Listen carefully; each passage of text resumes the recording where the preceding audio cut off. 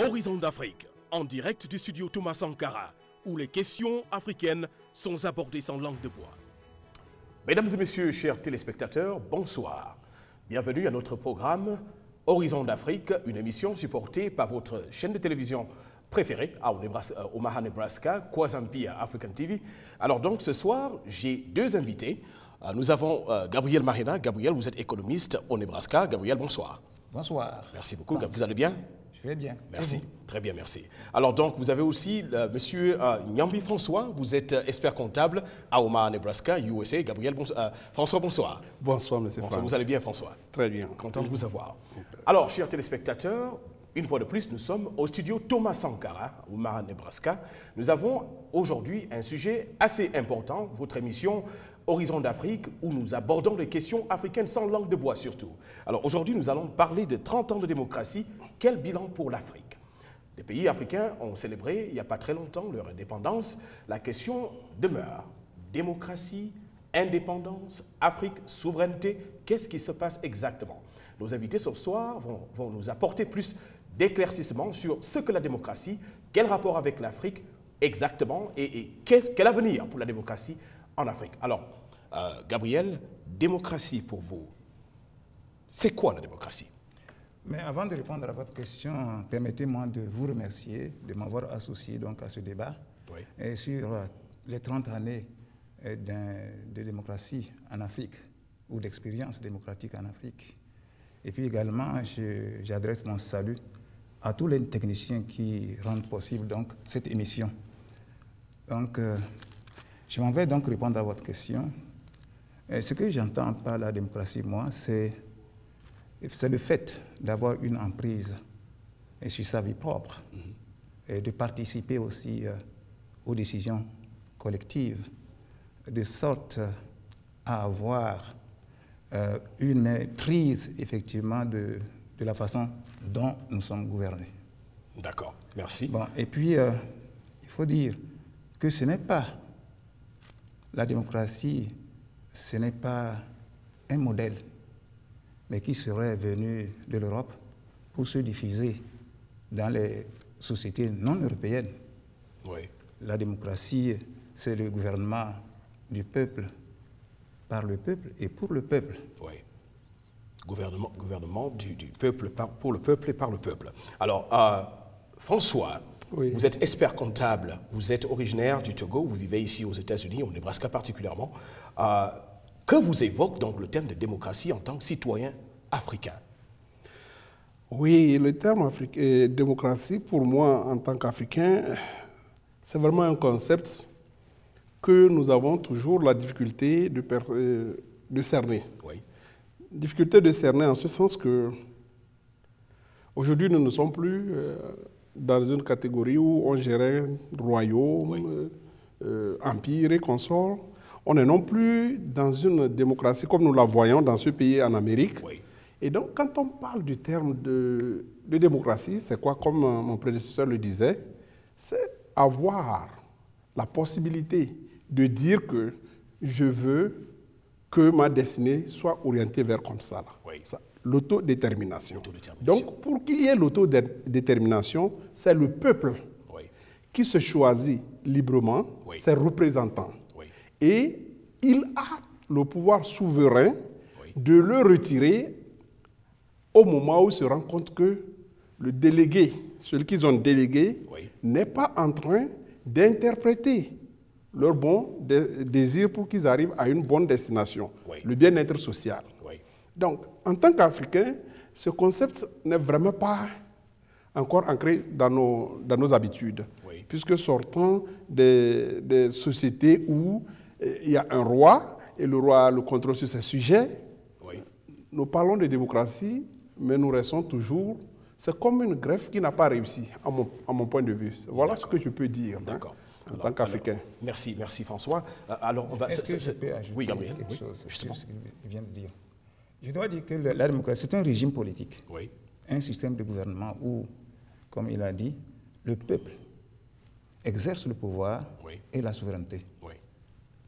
Alors, merci pour cet ajout, Gabriel. Sans tarder, on va tomber justement dans le vif du sujet. Démocratie, indépendance, Afrique, quel rapport pour vous, Gabriel? Merci pour cette question. Et pour ma part, l'indépendance est un moyen de libération. Oui. De libération qui devrait normalement déboucher sur des changements de structure économique, juridique et politique. Oui. Ce qui n'est pas le cas aujourd'hui en Afrique.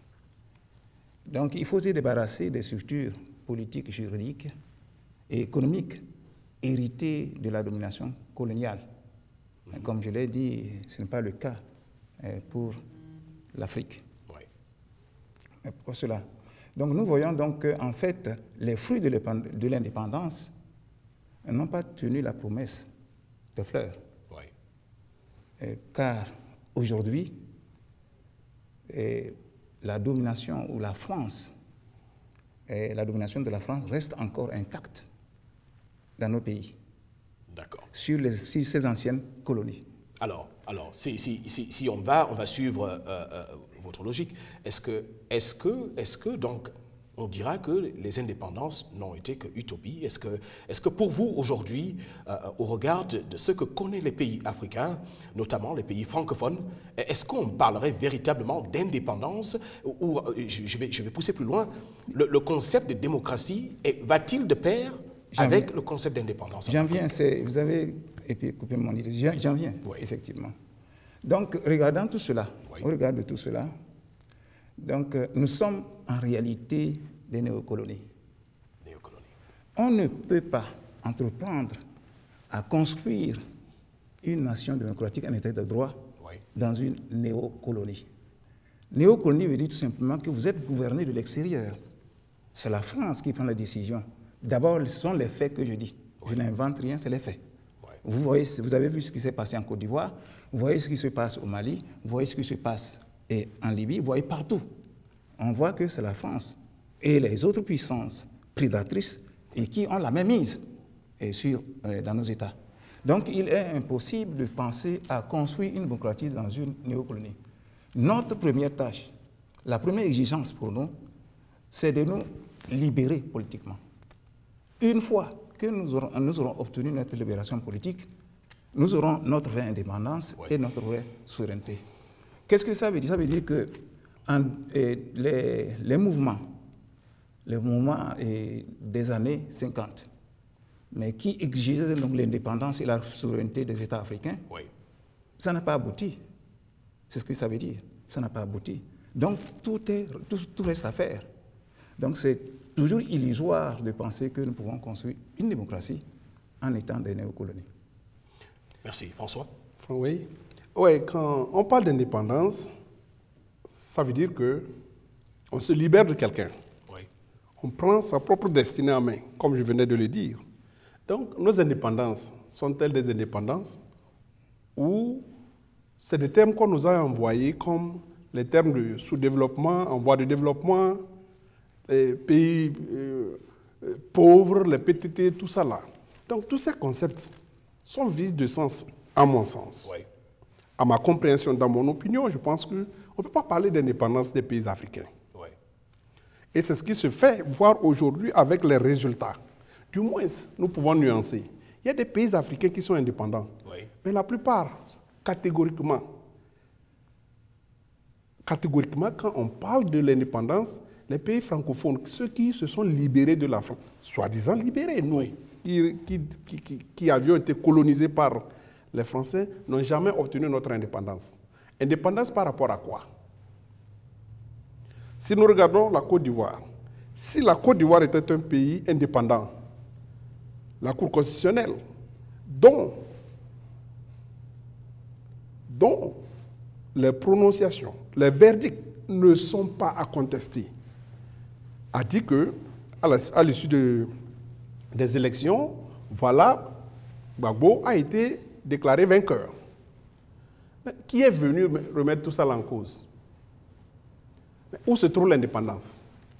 Non, pas du tout de démocratie. Si je peux vous dire, une fois, le président Macron s'est retrouvé en Israël. Et ils ont un endroit qui est historique, c'est-à-dire il était là-bas, et voilà qu'il y avait un policier israélien qui voudrait l'empêcher de rentrer. Ça fait objet d'incidents diplomatiques. Vous voyez? Oui. Et donc, des mots ont été lancés à notre direction. Et on dit que, bon, vraiment, on est indépendant. L'indépendance suppose que nous ayons la possibilité de dire que nous voulons être dirigés par X. Ça, c'est un. Oui. Notre matière première, nous voulons la vendre avec Y. Nos accords de coopération, nous pouvons les passer avec qui que nous voulons. Oui. Ce n'est pas une certaine exclusivité. Vous m'excusez, la France est habituée. Celle qui est c'est la gangrène de notre problème. Laissons de côté le fait que nous-mêmes, nous sommes un peuple qui ne s'identifie pas à son histoire. Oui. Sinon, l'indépendance, avant toute chose, s'acquiert après une lutte âpre, chose que nous ne sommes pas à mesure de le faire. D'accord. L'exemple le plus palpable, le cas sur le tapis. Les Maliens disent que leur président ne répond pas à leurs aspirations. Oui. Il doit rendre son tablier. Le président, mollo, mais la souveraineté, l'institut qui est en charge de maintenir la paix, la sécurité, est venu et le gars est parti. Il déclare que je démissionne. Oui. Quand un président démissionne, on ne parle pas de coup d'État. Mais qu'est-ce qu'on nous nourrit? On nous parle de coup d'État. Et nous-mêmes, les peuples africains, les autres pays africains, sommes là à digérer ça comme ça. Donc voilà pourquoi nous ne pouvons pas parler d'indépendance, on ne peut pas parler de démocratie, du moins pour ce qui concerne les pays francophones. D'accord. Alors François, je pense que ça m'amène justement à tomber sur un autre problème, une question qui, ma foi, touche beaucoup de jeunes Africains aujourd'hui. On va sans dire que ces pays africains ont célébré, ont acclamé tambour battant les indépendances, se disant que bon, voilà, l'indépendance apportait la démocratie et que la démocratie éventuellement devait entraîner un certain développement économique, social de ces pays africains. Alors ma question est la suivante. Pensez-vous réellement, véritablement, que développement économique, social, culturel peut être, enfin, la démocratie serait une sine qua non pour ce développement-là? Est-ce qu'il faut forcément démocratie pour développement économique et social d'un pays? Oui, absolument, absolument. Il faut qu'il y ait la démocratie pour qu'il y ait une réussite de tous les côtés, que ce soit politique, économique et social. Oui. Je peux donner l'exemple de ma vie personnelle en famille avec mon papa. OK? Quand nous étions avec notre papa, en début de la saison, nous nous asseyons, hein, et il dit, bon, voilà, j'ai envie de faire tel nombre d'hectares de maïs et consort. On discute, quand bien même nous étions des enfants. OK? Très tôt, nous avons appris à nous approprier le programme de développement agricole de la famille. Et ce qui nous a permis de comprendre que non, notre papa ne nous demande pas de travailler pour nous faire mal, mais plutôt nous tirons toute notre existence. Donc voilà, nous avons notre mot à dire. Oui. Le simple fait que nous soyons associés fait que nous sommes disposés à accepter les services des activités agricoles. D'accord. Alors, si dans une démocratie, je vous ai donné mon quitus, c'est ce que nous appelons communément, le terme échappe tout de suite, avoir le quitus, disons que le peuple lui a donné le pouvoir de gérer. Ouais. Mais aujourd'hui, qu'est-ce qui se passe? Quand quelqu'un n'est pas légitime, la force ne donne pas la prospérité. Quand tu es fort, il faut toujours exhiber la force. Même là où il faut utiliser l'intellectuel, on exhibe la force. Donc ça fait que quand vous allez dans nos pays aujourd'hui, c'est un délabrement complet. Ouais. Il n'y a plus de morale. Il n'y a plus de morale. À qui mieux? Et donc, les pans de l'économie, dans beaucoup de nos pays, sont devenus des entreprises personnelles. D'accord. Comment une société comme ça peut se développer? D'accord. Voilà. Alors, Gabriel, démocratie, développement économique, social, pensez-vous que véritablement l'Afrique ait besoin de démocratie pour voir un développement comme souhaité aujourd'hui? Moi, je vais vous retourner la question. Oui. C'est quelle démocratie? De quelle démocratie on parle, en réalité? Question pour un champion, alors. Donc, c'est là où se trouve la question. Si je prends l'exemple de la Chine n'a pas appliqué la démocratie néolibérale. La Chine, d'abord, renaît de son histoire, de sa culture, oui, après avoir pris son indépendance, et commence effectivement à peser sur son histoire, à travers avec son histoire, et à construire une société nouvelle fondée sur sa culture et son histoire, et même sa spiritualité. Donc, la démocratie, quelle démocratie, en fait? L'Occident nous fait croire, et c'est ça surtout d'ailleurs, on veut renforcer, donc, le système économique néolibéral en Afrique. Ce n'est pas juste. Ça ne correspond pas à nos valeurs. Parce que la démocratie, ce n'est pas aujourd'hui. L'Afrique a de longues traditions démocratiques. Quand les Européens ont envahi l'Afrique, ils ont trouvé des royaumes démocratiques. En effet. Mais c'est-à-dire que les affaires de la cité se réglaient autour des arbres, à palabre. Oui. Avec la participation des peuples, des populations, ou leurs représentants. Oui. Et c'était le moment de décider, de légiférer et de juger, et j'en passe. Alors, Gabriel, très rapidement, est-ce que au vu de votre intervention, est-ce qu'on va dire qu'il faut, pour l'Afrique aujourd'hui, réinventer une démocratie à l'africaine ou retourner à une démocratie à l'africaine? Non, on n'a pas à inventer quelque chose, en réalité. Oui. Nous sommes des démocrates dès l'origine. D'abord, nous avons la meilleure démocratie, parce qu'il vient de donner un exemple concernant sa famille.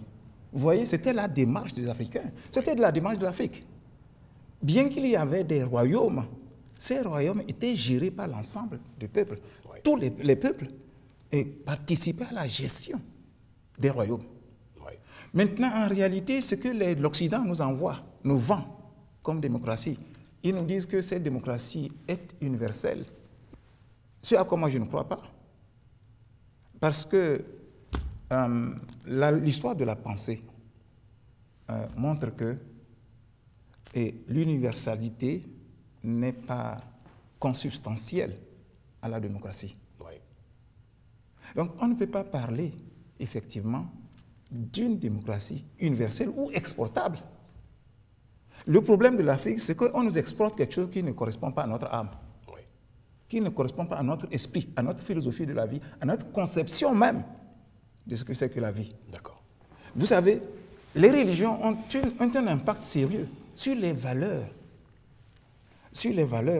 des idéologies. Est-ce que vous comprenez? Donc, autrement dit, en réalité, lorsqu'on nous vend la démocratie à l'occidental, il faut voir au-delà qu'on est en train de nous vendre quelque chose que François a dit quelque chose tout à l'heure, qui ne peut pas prendre. Qui ne peut pas prendre, effectivement. C'est comme... ça n'arrive pas à prendre. À prendre sur le corps social africain. Oui. Tout simplement parce que ça ne veut pas dire que nous sommes allergiques à la démocratie. Oui. Ça ne correspond à rien, à nos valeurs philosophiques. D'accord. Est-ce que vous comprenez? Donc, une chose est sûre, je dois faire une différence entre la façon dont la société occidentale est constituée. La base de la construction de la société occidentale, c'est l'individu. Oui. Chez nous, en Afrique, la base de la construction de la société, c'est la communauté. Donc, c'est deux choses différentes. D'accord. Il est impossible de mélanger. Donc, quand quelqu'un dit ça, il veut dire, j'ai entendu beaucoup de spécialistes ou j'ai lu beaucoup de choses. Certains spécialistes disent que la plus grande cause, la principale cause de la pauvreté, c'est le déficit démocratique. Alors, qu'est-ce que ça vous dit? Rien n'est plus faux. Rien n'est plus faux que cela. C'est vraiment faux. C'est absolument faux, je dis. Ce n'est pas vrai. Pourquoi? Si on s'amusait à calculer le coefficient de corrélation entre la pauvreté endémique en Afrique et effectivement, son déficit démocratique, je suis convaincu que la valeur sera nulle. D'accord. Parce qu'il n'y a aucune relation entre les deux éléments. La principale cause, je vais vous le dire, de notre pauvreté, en réalité, c'est le système c'est le système économique néolibéral qu'on nous a imposé. Et cela se traduit par des politiques d'ajustement structurel qui conduit à l'affaiblissement de nos économies et effectivement à l'extension de la pauvreté massive. C'est ça la réalité. D'accord. Alors, Gabriel, merci pour cette intervention encore. Je reviens juste dans le sujet avec vous, François. Oui. Sans doute, les peuples africains, on va pas dire qu'il n'y a pas eu un certain acharnement à retrouver son indépendance, à s'autodéterminer durant les années 50, 60 à la suite, qui ont effectivement mené aux indépendances de ces pays-là.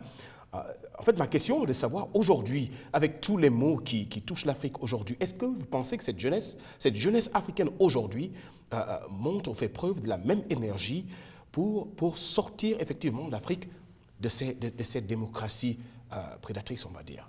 Ok. Et oui, évidemment, comme tu le dis dans tes propos, nos prédécesseurs, les indépendantistes, ils s'étaient réunis, ils ont mené une lutte qui devrait aboutir à l'indépendance. Et pour tous ceux-là qui n'avaient pas compris l'indépendance qu'on voulait nous octroyer, on payait de leur vie. C'est le cas de Patrice Lumumba, c'est le cas de Thomas Sankara, c'est le cas de Olympio chez nous, et j'en passe. Pour ne pas parler de Sékou Touré qui disait que je préfère la pauvreté, je dis préférer son indépendance, bien sa dignité par rapport à l'opulence, quelque chose comme ça. Oui. Donc, vous allez voir que aujourd'hui, nous sommes à l'heure où l'information est disponible. Oui. Ça permet à la jeunesse africaine que nous sommes de comprendre que maintenant, il y a des choses qu'on fait faire chez nous, qu'on ne fait pas chez eux. Ça, c'est déjà un moyen d'information qu'on ne peut pas nier. Vous voyez? Donc, vous allez voir que, je prends le cas de la France, qui est toujours notre gangrène. Sarkozy est venu, à la fin, on l'a balayé, l'élection est venue, il est parti, et il n'y a pas de problème. On voit que François Hollande est venu, mais chez nous, tu vas voir que nous avons des fossiles qui veulent se régénérer. Oui. OK? Donc, le problème même, il relève de ce que nous avons dans la tête. Quand j'avais fait le cas de mon papa, OK, l'exemple de la famille, là, parce que le vieux a compris que pour avoir notre pleine participation, oui, notre adhésion au programme champêtre, il fallait que nous soyons incorporés, nous soyons appelés à donner notre point de vue, à comprendre le pourquoi nous avons besoin de peut-être 10 hectares. D'accord. C'est ça qui n'existe pas. D'accord. Pour la Chine, par exemple, quand on le parle, les Chinois ont aujourd'hui un programme de développement qu'ils ont mis sur pied qui parle de 30 ans. OK? Par contre, dans nos pays, les leaders ne parlent que « moi j'ai des relations, j'ai les carnets d'adresses qui pourront nous faire que… » Non. Depuis quand l'aide fait développer un peuple? Alors, ce qui pose notre problème, et ce que nous, la jeunesse aujourd'hui, nous voulons faire, et nous disons, nous voulons les leaders qui viendront nous dire qu'on va aller au noir. Et la raison pour laquelle nous voulons le noir, c'est parce que le noir nous permettra d'avoir ceci, d'avoir ceci. On veut être membre actif. On ne veut pas être les administrés. Et je pense que nous sommes sur le point, qu'on le veuille ou pas, ça a commencé. Ça a commencé. On peut enfermer, on peut tuer. Ce qui est évident, c'est que lors des indépendances, on avait tué, on avait enfermé. Mais c'est venu. Donc au jour d'aujourd'hui, ce que nous disons, nous, la jeunesse, nous avons l'obligation. Si nous voulons laisser quelque chose, comme on nous a donné au moins un minimum, de voir à la tête de nos États des gens qui nous ressemblent, avoir notre propre autodétermination, il faudrait forcément que nous menions. Et ce vent-là a commencé. Pourquoi? Vous voyez sur la mer, qui sont ceux-là qu'on rejette, la mer rejette. C'est nous. Mais quand les Blancs venaient chez nous, il n'y avait pas ça. Exact.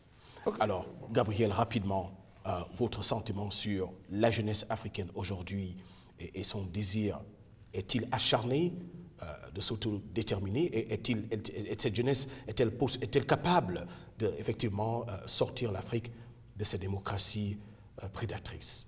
Eh bien, c'est vrai, la jeunesse est une richesse pour un pays, bien entendu, parce que ce pays est plein du dynamisme, à la seule condition que cette jeunesse soit préparée. C'est ce dont j'ai peur. J'ai peur à regarder qu'elle ne soit pas préparée. Honnêtement parlant. Bien entendu, comme il a dit, il y a des outils d'information, les technologies d'information, tout le monde va à l'information. On a accès beaucoup plus facilement à l'information que dans le passé. Oui. Mais j'ai peur que cette information ne soit pas bien canalisée et bien comprise en réalité. Je vais prendre un exemple tout simplement. Lorsque le